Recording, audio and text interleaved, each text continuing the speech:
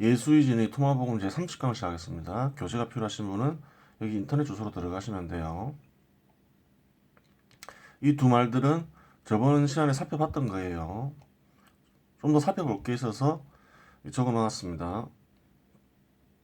율법과 예언자들의 시대는 요한까지다.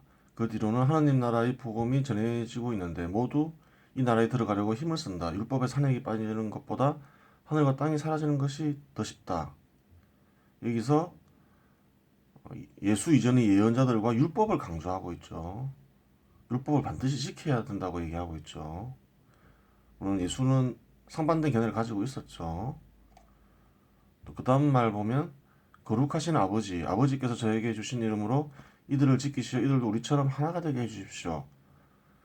절대자와 합의를 해야 되는데 말씀이 아닌 이름을 얘기하고 있죠.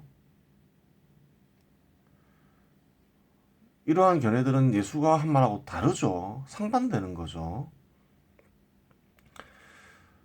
그러면 왜 예수와 상반된 견해를 이렇게 얘기하고 있을까를 생각해 봐야 되겠죠. 물론 이제 복음서를 쓴 이들이 이익에 맞기 때문에 그렇겠죠. 또 그 사람들이 또 바람이기도 하겠죠. 근데 더 근본적인 이유가 있다는 거죠. 그래서 적어 놓은 거예요. 더 근본적인 이유가 뭔가요? 예수가 한 말을 이해를 못해서 그런 거예요. 예수가 대부분 비유로 적었죠. 비유로 말했죠. 뭐 풀이해 준 것도 있겠지만 대부분 풀이 안 해줬겠죠. 말씀을 제대로 이해했으면 이런 말들을 할 수가 없죠. 예수를 교주라고 하면서 이렇게 종교를 만들었는데 예수와 상반된 얘기를 할 수는 없잖아요. 그 말은 무슨 말이겠어요? 제자들이나 그 후대인들이나 이 복음서를 쓴 이들이 예수가 한 말을 이해하지 못했다고 보면 되는 거예요. 그냥 아는 게 없었다는 거죠. 아는 게 없으니까 자기네들이 아는 걸로 가르쳐야 되잖아요. 그러니까 그 예수 이전의 예언가들의 말은 어렵지 않잖아요. 어렵지 않아요. 또 율법을 지키면 천당 간다, 천국 간다. 그것도 쉽죠. 근데 율법을 지키면 천국 간다는 누가 얘기했던 건가요? 예수 시대에 뭐 사제들이나 뭐 바리사이들이 얘기했던 거죠. 예수는 그게 아니라 했던 거죠. 그럼 예수가 한 말을 생각하면 그런 얘기를 할 수 없는 거죠. 또 왜 이름을 강조했겠어요? 말씀을 가지고 포교를 하려 하면 말씀을 이해시켜야 되잖아요. 근데 포교하는 사람도 말씀의 뜻을 모르는데 어떻게 말씀으로 포교를 해요? 그게 안 되는 거예요. 그러니까 어떻게 보면 어, 예수한테 문제가 있을 수도 있는 거죠. 그 비유로 다 얘기해 버렸으니까 제대로 설명해 줬으면 이런 현상이 안 벌어졌을 건데 뭐 물론 일장일단이 있죠. 이 비유로 얘기했으니까 온전히 남았고 지금도 전해지고 있는 거겠죠. 그래요. 이런 현상이 발생한 더 근본적인 원인은 예수가 한 말을 아무도 이해를 못했다는 거예요. 첫 번째 원인은 그렇게 된 거예요. 방법이 없었다는 거죠. 말씀이 이해가 안 되니까 반대되는지 같은 건지 알 수도 없고, 말씀으로 포교하자니, 포교하는 사람도 말씀의 뜻을 알아야 말씀으로 포교하는데 말씀의 뜻을 모르고, 그러니까 이렇게 돼버린 거예요. 토마복음 13번 말을 보도록 하겠습니다. 예수님께서 제자들에게 말씀하셨다. 내가 누구와 비슷한지 빗대어 말해보아라. 시몬 베드로가 그분께 말하였다. 당신은 의로운 천사와 비슷합니다. 마테오가 그분께 말하였다. 당신은 현명한 철학자와 비슷합니다. 토마가 그분께 말하였다. 스승님, 당신이 누구와 비슷한지 제 입으로는 도저히 말 못하겠습니다. 예전에 한번 했죠. 토마가 얘기하고 싶은 건 뭐예요? 자기가 예수와 같이 됐고 예수와 같은 경지에 이르렀다. 그러니까 이 글이 이 토마복음이 권위 있는 글이다. 또 자기한테 정통성이 있다. 뭐 이런 얘기 하려고 했었겠죠. 예수님께서 말씀하셨다. 나는 너희 스승이 아니다. 내가 직접 크기를 전샘에서 솟아오르는 물을 내가 이미 마시고 취하였기 때문이다. 물은 뭐에 비유돼요? 말씀에 비유되죠. 그 말씀을 너는 완전히 이해했다 이 말인 거죠. 말씀을 이해하면 어떻게 된다 했죠? 나와 같아진다고 예수가 말했죠. 동양에서는 스승을 존경하니까 스승과 같아진다 이러면 싫어할지 모르지만 예수는 그런 생각은 아니었죠. 예수 스스로 말씀의 뜻을 얻으면 자기와 같아진다라고 직접 얘기를 한 거죠. 그러니까 뭐 무리한 건 아니죠. 그러고는 그 토마를 데리고 물러나 그에게 세 가지를 일러주셨다. 토마가 동료들에게 물어 돌아오자 그들이 그에게 물었다. 예수님께서 자네에게 무슨 말씀을 하셨나? 토마가 그들에게 말하였다. 그분께서 내게 하신 말씀 가운데 하나라도 자네들에게 이야기하면 자네들이 내게 돌을 집어던질 것일세. 그러나 그 돌들에서 불이 나와 자네들을 태워버릴 것이네. 뭐 뒤에 풀이하기 전에. 그러면 예수가 말하는 메시아는 하나인가요? 여럿인가요? 여럿이죠. 자기와 같아지면 다 메시아가 되는 거잖아요. 한 명이 아닌 거예요. 예수가 말하는 메시아는 한 명이 아닌 거예요. 예수는 하늘나라를 어떻게 이루려고 한 거예요? 다 자기와 같이 만들어서 수많은 메시아들을 만들어서 하늘나라를 이루려고 했죠. 이것도 기존의 예언가들이 전설로 내려오는 그런 어떤 메시아와 틀리죠. 뭐 다니엘이 말한 아니 이전 예언가들이 암시한 그런 식의 그 메시아가 아닌 거예요. 누구나 메시아가 될 수 있다는 얘기죠. 자기와 같아진다 했죠. 그, 그 말이 맞죠. 그 절대자만이 메시아니까 마음에 드러난 절대자와 합일한 이들은 다 절대자가 되는 메시아가 되는 거죠. 구원자가 되는 거예요. 그 예수의 전략은 그거였던 거죠. 하늘나라를 현실에서 이루는데 뭐 마음속에서 구원받는 건 별도로 하고 많은 사람들을 자기와 같이 해서 자기 절대자의 뜻을 실천해서 하늘나라를 이루려고 했어요. 여기서 알 수 있는 거죠. 그래서 13번 말을 넣어놓은 거예요. 근데 이제 이 말 뜻을 좀 이해를 해봐야 되겠죠. 예수가 진짜 이 말 했을까요? 토마한테? 안 했겠죠. 절대자와 합의를 했다 생각했으면 얘기했겠지만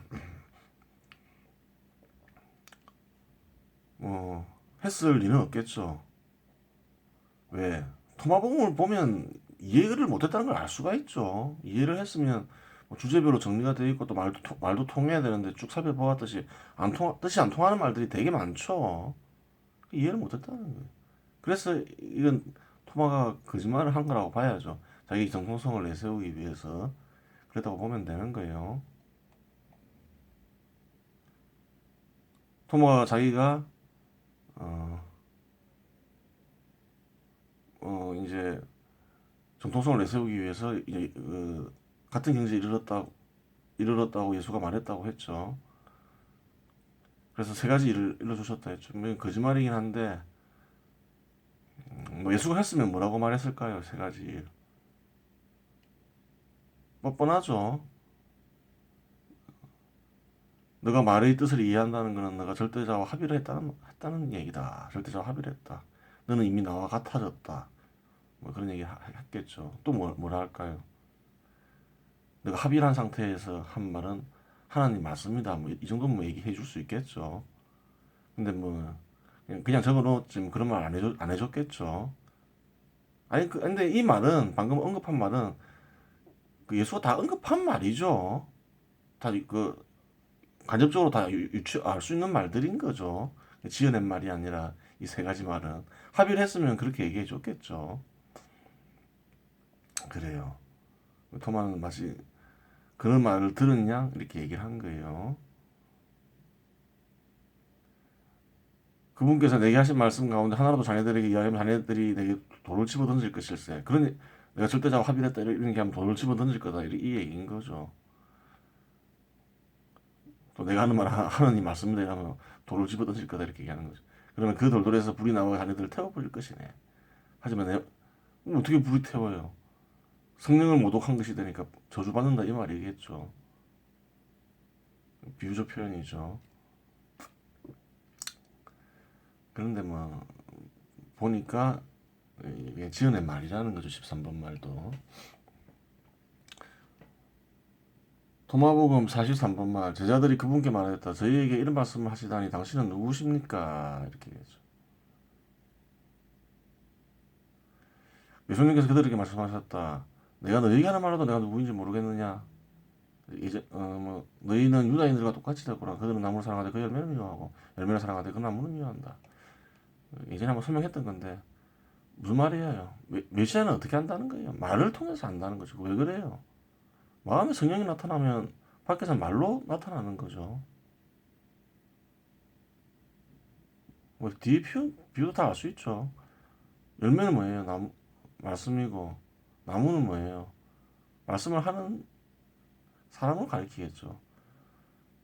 사람을 사랑하되 열매를 미워하고 이건 뭐예요? 예를 들어서 네가 모세를 사랑하면 모세가 말하고자 하는 뜻을 지켜야 하나님 말씀을 지켜야지 안 지킨다 이 말이죠. 열매를 사랑하되 그 나무는 미워한다. 또 말씀을 사랑하되 또 사람은 또 싫어할 수 있는 거죠. 그런 얘기를 하는 거예요. 둘 다 사랑해라 이 말인 거죠. 그래요. 뭐 하여튼 예수가 얘기하는 메시아는 어떤 건지 알겠죠. 그럼 구원을 어떻게 한다는 거예요? 예수는 말씀이 뭐예요? 진리죠. 진리로 구원한다는 거예요. 그래서 진리가 너희를 자유롭게 할 것이다라는 말도 있는 거예요. 진리로 구원한다는 거예요. 딴 게 아니에요. 구원의 방식은 진리예요.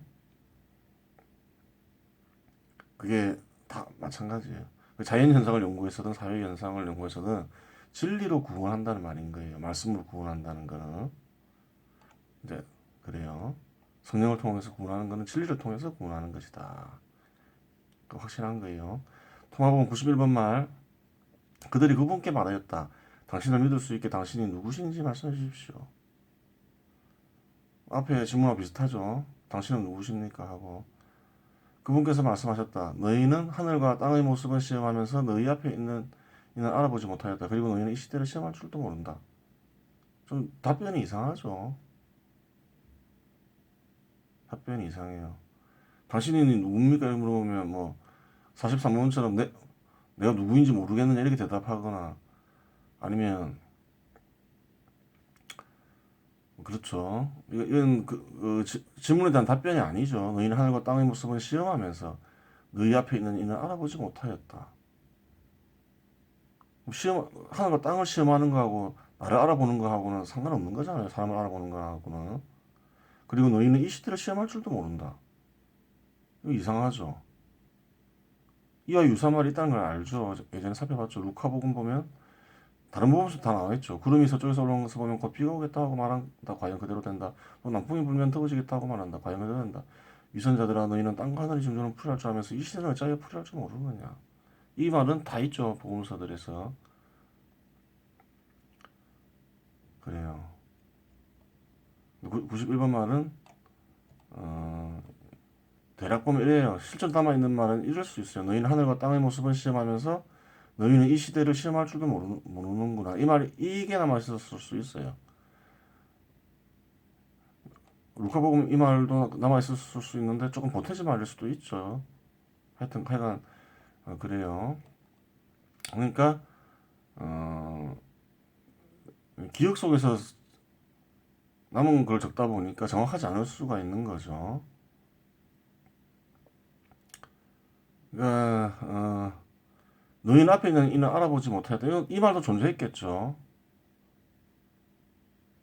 존재했을 수 있는데 이 말은 별도의 말인 거죠. 별로 사람을 알아보는 것과 이렇게 자연현상을 탐구하는 것과 이런 건 좀 다른 말인 거죠. 그래요. 질문은 뭐 존재했다는 건 알 수 있고 43번에도 나오니까 좀 맞지 않는 걸 붙여놓은 거죠. 그래요. 다 살펴봤던 거예요. 파란색 말도 다 알죠. 인간이나 사회현상을 보면서 그 속에서 섭리를 발견해서 구원하라는 거죠. 자연현상을 연구하듯이 그 말인 거죠.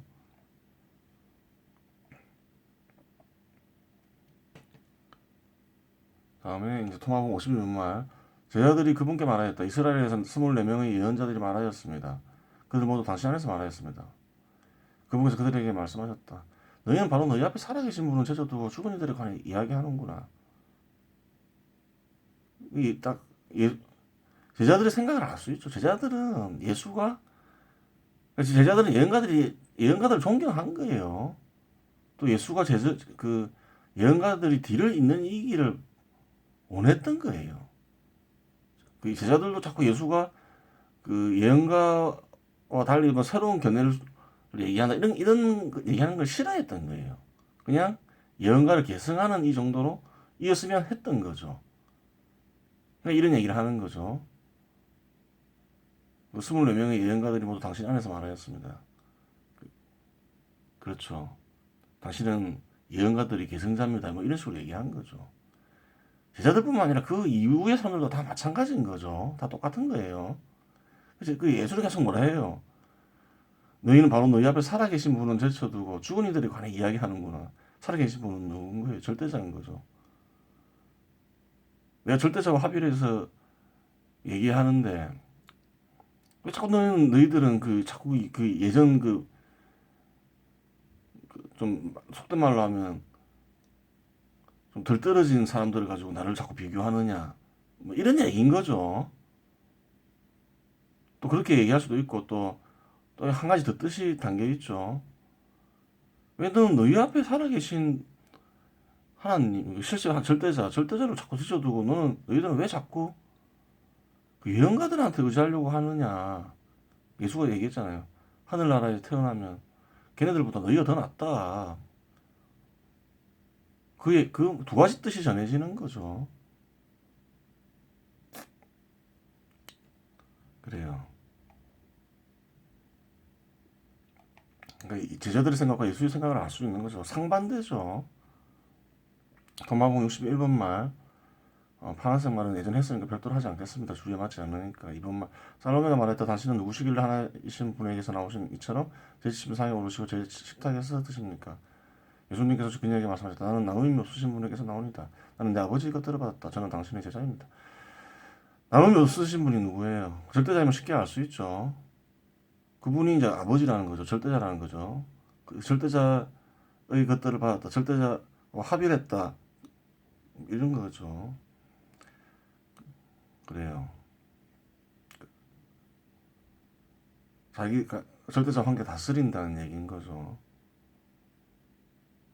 여기서도 뭐 알 수 있는 거죠. 그 메시아가 뭐예요? 절대자와 합의하는 일을 계속 얘기하고 있죠. 이러한 주장은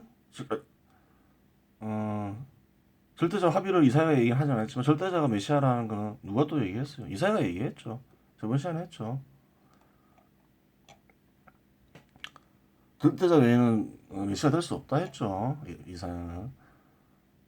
토마복음 72번 말 파란색 말은 저번에 예전에 했던 거죠. 이 말 다시 적어놓은 이유는 뜻이 한 두세 가지로 나눠줄 수 있다 했죠. 사람아 누가 나를 나누는 자로 만들었단 말이냐. 그분께서는 제자에게 돌아서 말씀하셨다. 나는 나누는 자가 아니다. 이 파란색 말과 이 말과 별도로 존재한다고 봐야 되겠죠. 그 왜 그래요? 여기서 그 61번에서도 나누는 말에 대해서 나오죠. 이 말은 언제 쓰는 거예요, 예수가? 절대자를 설명할 때 쓰는 말인 거예요. 그러니까 여러 가지 뜻으로 여러 가지 뜻으로 풀이될 수 있다 했는데 나누지 않는 자 이런 거는 절대자를 가리키는 표현으로 예수가 썼으면 알 수 있죠. 그러면 이 뜻도 하나밖에 안 되는 거죠. 그럼 뭐가 돼요? 절대자는 나누는 자가 아니라 아니라 전부 모두를 다스린다. 이루어지게 한다. 모든 것을 이루어지게 하는 존재이다. 그 얘기를 하는 거죠. 뜻이 그냥 정리가 된 거예요. 72번 말의 뜻이. 도마복음 82번 말. 예수님께서 말씀하셨다. 내 가까이 있는 사람은 불에서 가깝다. 그리고 내게서 멀리 있는 사람은 하늘나라에서 멀다. 이렇게 말했죠. 불에서 가깝다는 말은 뭘까요?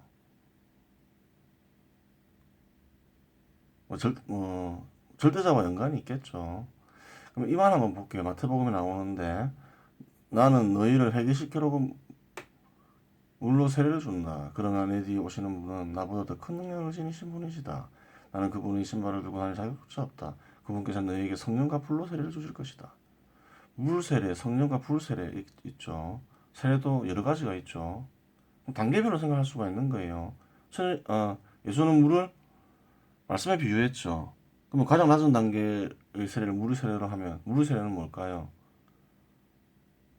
말씀을 받아들이고 말씀을 실천하는 게 되겠죠.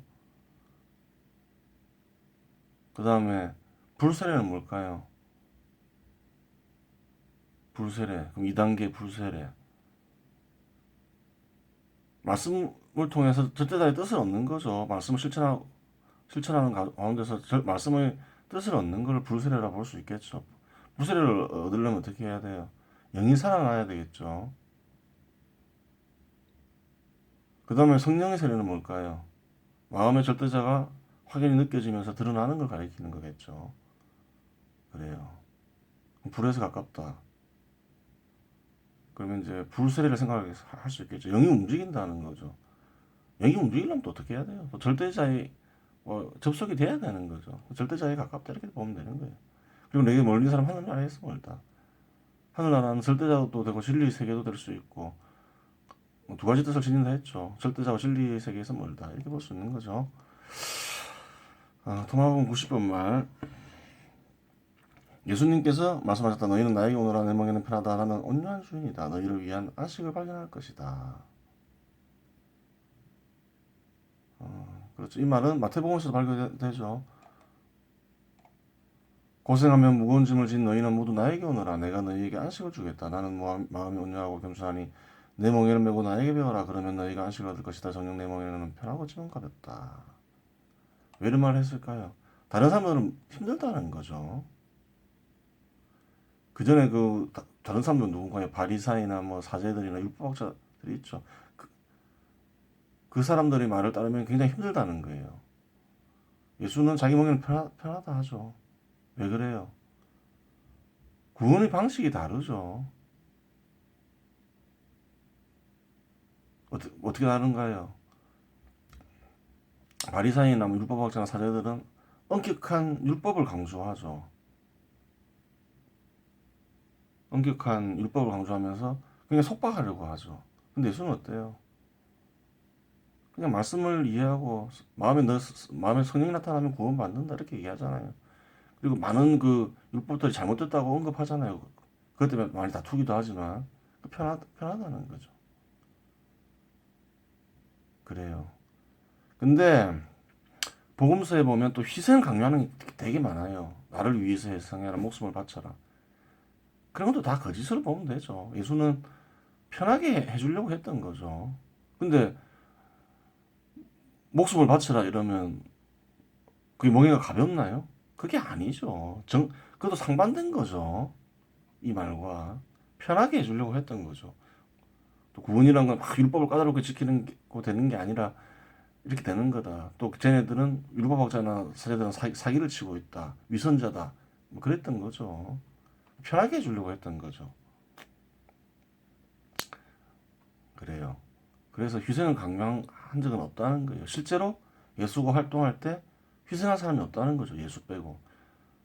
다 희생한 이는 없었다는 거예요. 그걸로 봐서도 목숨을 요구했다는 건 거짓된 거죠. 목숨을 요구할 때는 목숨을 바치라는 거 아니에요. 그럼 누군가 목숨을 바친 이가 있어야 될 거 아니에요. 다치든가. 근데 그런 이가 없었다는 거죠. 그렇게 봤을 때, 그 말들도 이제 예수가 사형당하고, 이제 많은 사람들이 숭배하면서 생긴 말로 볼 수 있는 거예요. 이번 시간 여기서 마치도록 하겠습니다.